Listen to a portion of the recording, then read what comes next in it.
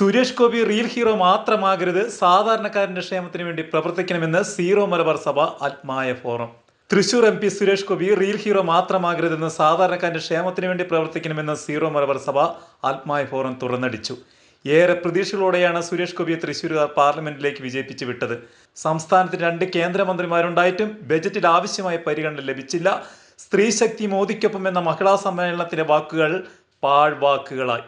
കക്ഷി രാഷ്ട്രീയമില്ലാത്ത തൃശൂർ ജില്ലയിലെ സ്ത്രീകളുടെ വോട്ടുകളാണ് കൂടുതൽ കിട്ടിയതെന്ന് Suresh Gopi മനസ്സിലാക്കണമെന്നും zero Malabar Sabha Athmaya forum secretary Tony Chittilappilly പറഞ്ഞു. തൃശൂരിലെ ക്രൈസ്തവ സമൂഹത്തിന്റെ ന്യൂനപക്ഷങ്ങളുടെയും വോട്ടുകൾ സുരേഷ് ഗോപിയുടെ ജയത്തിന് പിന്നിൽ കാര്യമായി പ്രവർത്തിച്ചിട്ടുണ്ടെന്നും അദ്ദേഹം ഓർമ്മപ്പെടുത്തി. തൃശൂർ ലോക്സഭാ മണ്ഡലത്തോട് പോലും നീതി കാണിക്കുവാൻ കേന്ദ്ര ബജറ്റിനായില്ല. തൃശ്ശൂരിലേക്ക് പുതിയ ടൂറിസം പദ്ധതികൾ വരുമെന്ന പ്രതീക്ഷയിൽ തന്നെയായിരുന്നു ജനങ്ങൾ. അതിലൊന്നാണ് ടൂറിസം സ്പിരിച്വൽ സർക്യൂട്ട്. എയിംസിന്റെ പ്രഖ്യാപനം തൃശ്ശൂരിലേക്കാകുമോ എന്ന പ്രതീക്ഷയും തീർന്നു. റെയിൽവേ വികസനവുമായി ബന്ധപ്പെട്ട എന്തെങ്കിലും പദ്ധതി കേരളത്തിനായി കൊണ്ടുവരുമെന്ന പ്രതീക്ഷയും വെള്ളത്തിലായി. കൊച്ചി മെട്രോ തൃശ്ശൂർ വരെ നീട്ടുന്ന അടക്കമുള്ള വികസന പ്രവർത്തനങ്ങൾ എല്ലാവരും പ്രതീക്ഷിച്ചതാണെന്നും അദ്ദേഹം പറഞ്ഞു.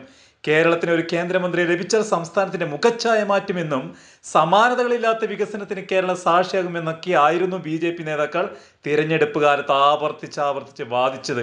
അതെല്ലാം ജലരേഖയായി മാറി.